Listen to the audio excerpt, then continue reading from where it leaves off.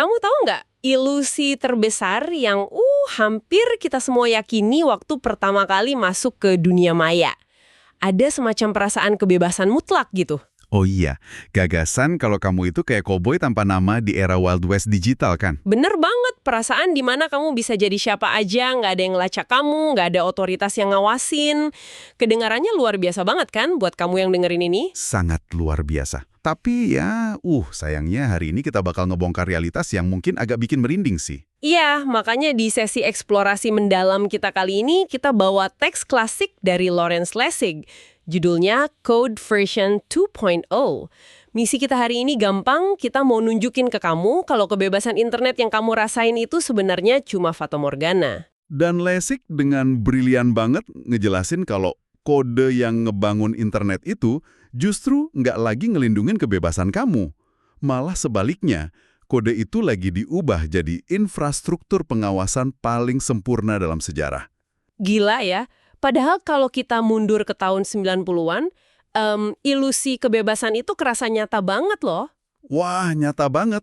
Bayangin aja John Perry Barlow, pendiri Electronic Frontier Foundation, dia sampai nulis semacam deklarasi kemerdekaan dunia maya. Hah, deklarasi kemerdekaan kayak negara aja? Iya, dia pada dasarnya nyuruh semua pemerintah di dunia nyata buat ya nyingkir aja dari internet. Dia klaim kalau pemerintah itu nggak punya kedaulatan sama sekali di dunia maya. Dan semua orang waktu itu percaya gitu aja? Percaya, mereka benar-benar mikir kalau internet itu secara kodratnya kebal aturan.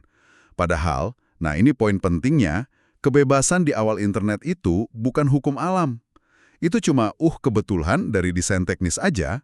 Berarti bukan karena internet sengaja dibikin bebas dari awal? Bukan. Protokol dasar internet zaman dulu cuma punya satu tugas, mindahin data dari titik A ke titik B seefisien mungkin.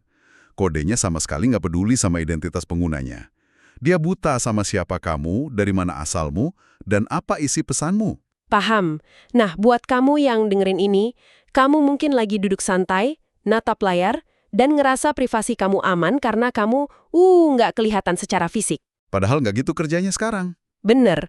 Begitu kita bedah bareng-bareng gimana arsitektur ini jalan, mulai dari browser kamu, kata sandi, sampai setiap tombol setuju yang sering kamu klik, cara kamu ngeliat internet nggak bakal sama lagi. Setuju banget. Dan, buat mulai bedah materi ini, Lessig ngidentifikasi satu jebakan logika yang dulu bikin para pemikir internet awal pada kecele. Dia nyebutnya is-ism. Is-ism. Kayak, ngambil dari kata is dalam bahasa Inggris gitu ya? Tepat. Is-ism ini tuh akar dari semua ilusi yang kita bahas. Ini kecenderungan manusia buat ngelihat, gimana sesuatu itu beroperasi sekarang, terus langsung nyimpulin kalau itu adalah cara kerja alaminya untuk selamanya.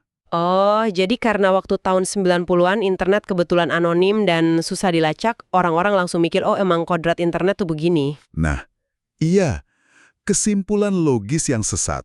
Mereka ngacoin kondisi sementara dari sebuah software dengan hukum alam yang abadi. Oke, coba kita bikin ini lebih gampang dibayangin.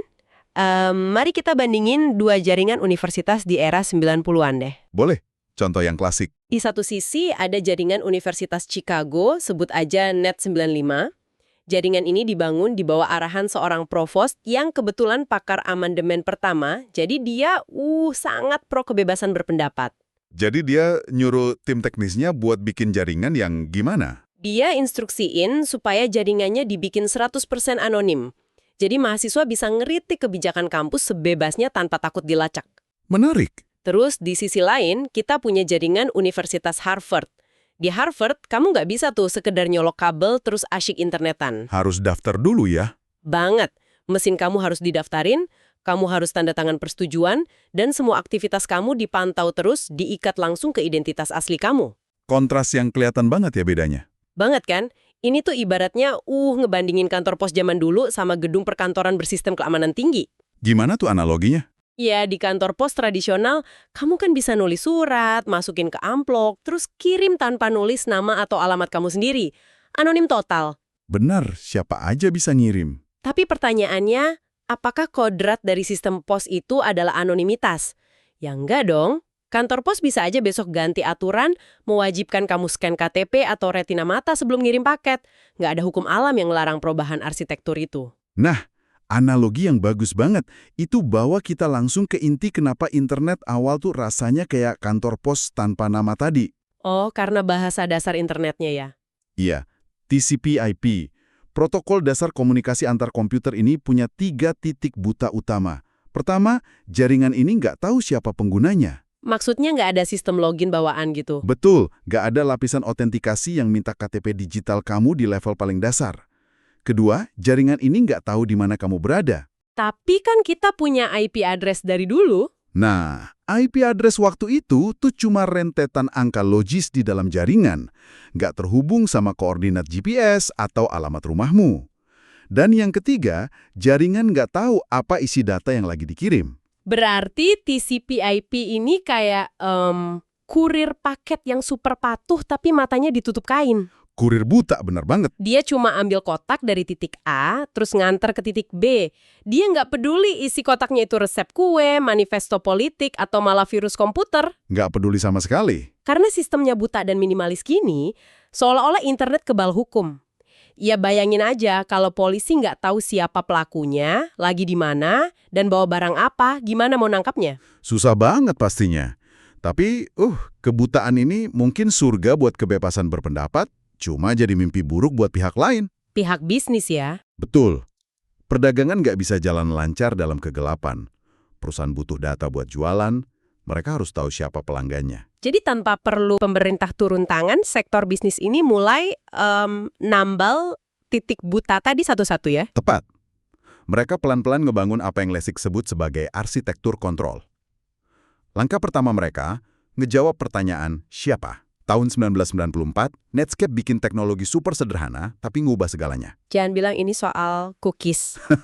Memang cookies. Wah, tombol terima yang tiap hari kita klik tanpa pernah kita baca ketentuannya itu kan? Benar sekali. Dulu itu, web sifatnya pelupa atau stateless.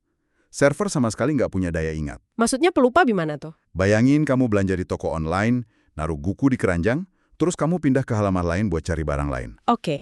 Nah, karena servernya pelupa, begitu kamu pindah halaman, keranjang kamu tiba-tiba kosong lagi.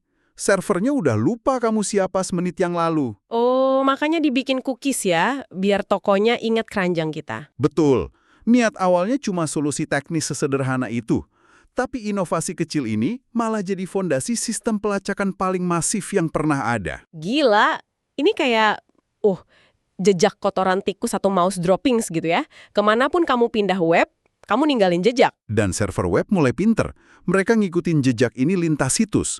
Bukan cuma buat nginget keranjang belanja lagi, tapi buat bikin profil psikologis kamu. Jadi mereka tahu kebiasaan kita, hobi, bahkan ketakutan kita. Oke, pertanyaan siapa kejauh pakai cookies? Terus gimana sama pertanyaan di mana? Nah, ini titik baliknya terjadi karena seorang pengusaha bernama Cyril Huri. Dia lagi duduk santai di hotel di Paris, ngecek email. Terus? Tiba-tiba di layarnya muncul iklan toko bunga lokal yang ada di Amerika. Dia di Paris, dapat iklan toko di Amerika. Buang-buang duit banget iklannya. Persis. Sebagai pebisnis, dia mikir, ini inefisiensi konyol. Dari situ dia dapat ide bikin alat pemetaan IP. Sistem yang nerjemahin alamat IP tadi ke lokasi fisik geografis di dunia nyata. Lahirlah teknologi geolokasi. Iya. Awalnya dipakai murni buat iklan, biar presisi, dan buat mencegah penipuan kartu kredit. Kalau kartu kamu dari Tokyo, tapi transaksinya di warnet Rusia, otomatis diblokir. Dan dalam sekejap, internet tahu presisi banget di mana posisi kamu. Berarti tinggal pertanyaan ketiga nih. Apa? Gimana caranya mereka tahu isi paket yang dibawa kurir buta tadi? Jawabannya adalah teknologi Deep Packet Inspection, atau inspeksi paket mendalam. Inspeksi paket? Kayak X-ray di bandara gitu? Mirip. Kalau pakai analogi kantor pos tadi, ini bukan lagi petugas pos yang cuma baca alamat luar. Tapi, Ini petugas pos yang megang amplop kamu di bawah lampu super terang sampai dia bisa baca tulisan di dalam suratnya sebelum dia putusin buat dikirim atau enggak. wah ini invasif banget sih. Berarti penyedia internet bisa tahu aplikasi apa yang lagi kita pakai. Betul. Misalnya perusahaan telekomunikasi ngelihat paket data kamu ternyata telepon gratis dari VoIP yang bisa ngancam bisnis pulsa mereka. Mereka bisa langsung ngeblokir paket itu. Bisa banget. Mereka tinggal program jaringan buat deteksi pola paketnya, terus langsung dicekik sampai putus. Sekarang mereka pegang kendali soal apa yang kamu lakuin. Sebentar. Aku harus nantang argumen ini sih. Gimana dengan enskripsi? Maksudku, sekarang kan kita pakai aplikasi chat yang dienskripsi end-to-end, atau pakai VPN. Oke, kriptografi ya. Iya kan, bukannya matematika rumit di balik enkripsi itu justru jadi tameng yang nyelamatin kita dari pengawasan, kode kan bisa dipakai buat ngelindungin juga dong. Kriptografi ini subjek yang luar biasa karena dia tuh punya sifat bermuka dua. Bermuka dua gimana? Mirip dewa Janus di mitologi Romawi yang punya dua wajah, natap ke arah berlawanan. Emang benar, satu sisi kriptografi ngebantu kamu nyembunyiin pesan dari peratas. Ia merahasiakan kontennya ya kan? Tapi wajah satunya lagi, teknologi matematika yang sama persis ini, lagi dipakai buat bikin sistem otentikasi digital yang paling absolut dan nggak bisa dipalsukan. Bayangin sebuah identity metasystem. Oh wow. Jadi maksudmu, enkripsi ini bukan cuma jadi jubah gaib, tapi malah jadi borgol digital. Tepat sekali. Sistem identitas ini pakai enkripsi buat ngotentikasi gerakanmu secara matematis. Kalau di dunia nyata, dompet fisikmu dicuri, malingnya bisa pura-pura jadi kamu. Benar. Tapi dengan kredensial kriptografi, pas kamu login, matematika ngebuktiin 100% kalau kamu ya kamu. Nggak ada ruang buat ngeles. Jadi di bawah arsitektur kontrol ini, kriptografi nggak bikin kita sembunyi, malah ngunci jejak kita supaya nggak bisa disangkal. Iya, jejakmu terkunci rapat. Ini makin masuk akal nih. Bisnis butuh efisiensi, makanya mereka bikin cookies, geolokasi, dan identitas kriptografis. Tapi, begitu alat-alat canggih ini udah jadi, Ada pihak lain yang diam-diam ngawasin dari jauh. pemerintah, mereka pasti senang banget dapat alat siap pakai buat ngontrol masyarakat. Dan disinilah kita masuk ke pertempuran epik yang Lessig sebut sebagai kode pantai timur lawan kode pantai barat. Pantai Timur itu Washington DC ya, pusat pemerintahan dan politisi. Betul, mereka pakai hukum sebagai alat. Kalau pantai barat itu Silicon Valley, para peretas dan insinyur yang pakai software sebagai alat. Awalnya kan orang Silicon Valley cuek banget sama orang DC. Mereka bikin internet seliar mungkin. Tapi kemudian orang pantai timur, para politisi ini nyadar satu hal yang brilian tapi ngeri. Mereka sadar kalau mereka nggak perlu repot-repot ngatur jutaan warga negara satu-satu di internet. Ya nggak mungkin juga kan ngatur jutaan orang. Makanya, yang perlu mereka lakukan cuma ngatur para arsitek di pantai barat. Mereka tekan pembuat kodenya. Tepat, mereka pakai hukum dunia nyata buat maksa perubahan kode komputer. Kalau kodenya berubah, kelakuan warga otomatis berubah. Kasih aku contoh nyatanya deh, biar lebih jelas. Tahun 1994, ada undang-undang namanya CALEA di Amerika Serikat.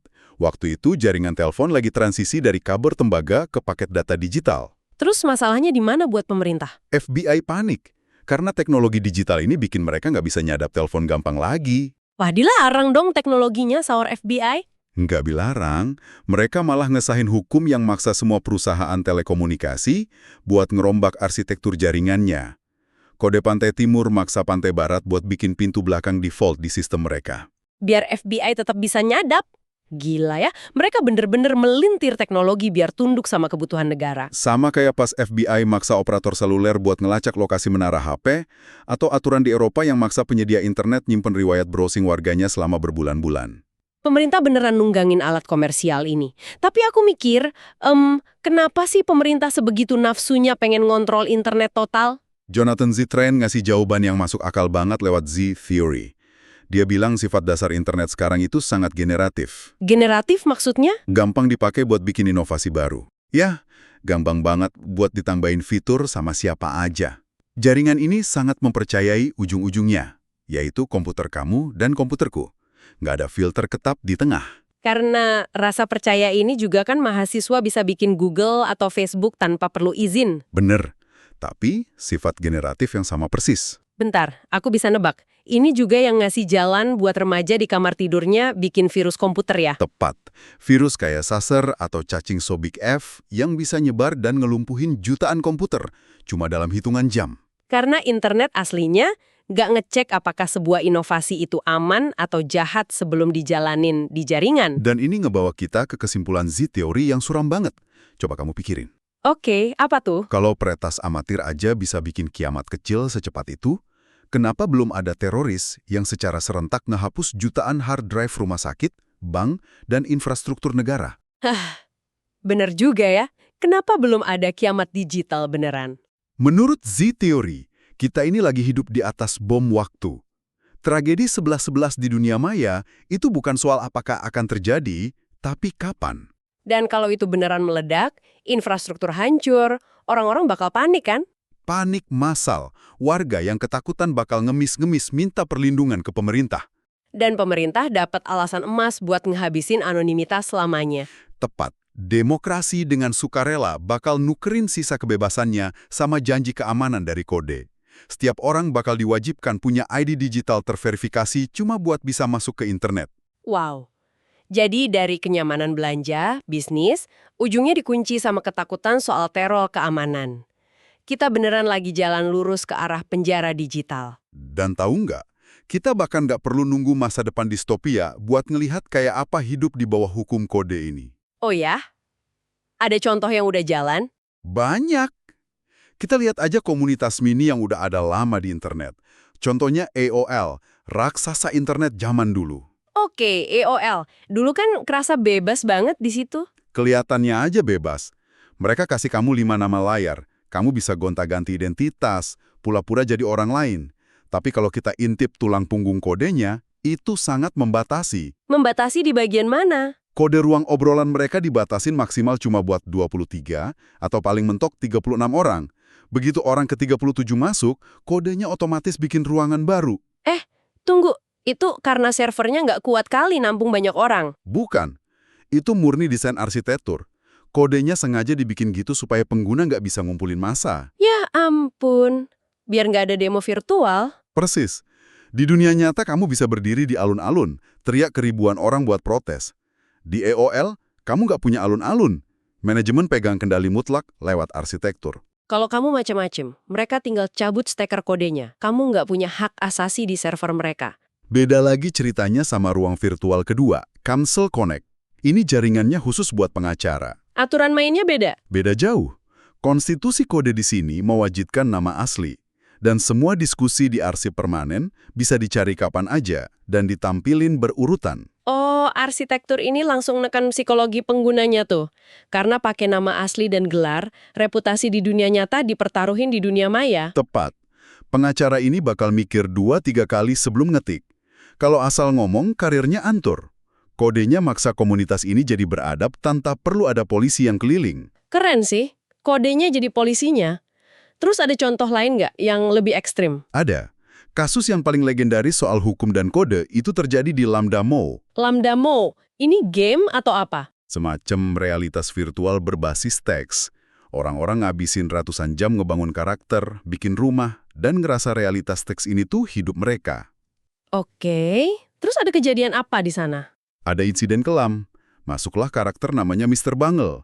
Dia bawa program tambahan semacam boneka voodoo digital.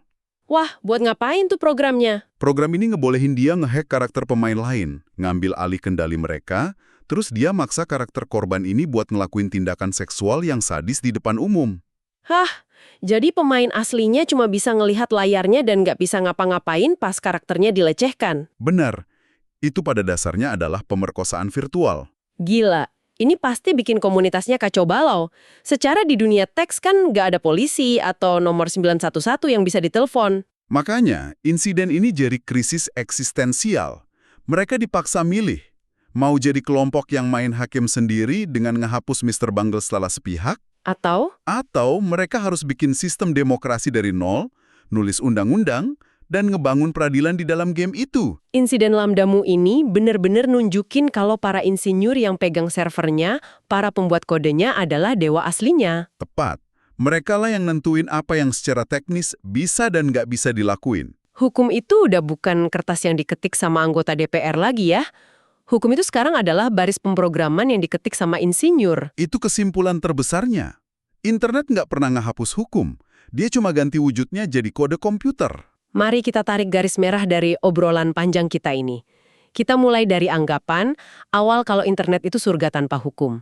Kayak cincin giges yang bikin orang jadi transparan dan bebas dari moral. Dan perlahan kita ngelihat kenyataannya. Iya, arsitektur komersial yang haus data pengguna, terus ditambah campur tangan pemerintah yang butuh kendali, ngerubah ruang bebas ini jadi infrastruktur pengawasan absolut. Jadi ingat, setiap kali kamu ngasih jempol ke layar buat buka HP, tiap kamu klik setuju di syarat dan ketentuan yang panjangnya minta ampun, atau biarin browser nyedot cookie pelacak, Kamu sebenarnya lagi ikut bantu ngebangun tembok penjara digital ini kan? betul, nyumbang bata demi beta buat arsitektur kontrol yang bakal ngebatasin kamu sendiri. Nah, sebagai penutup sesi bedah materi ini, aku mau ninggalin satu pemikiran provokatif buat kamu yang dengerin.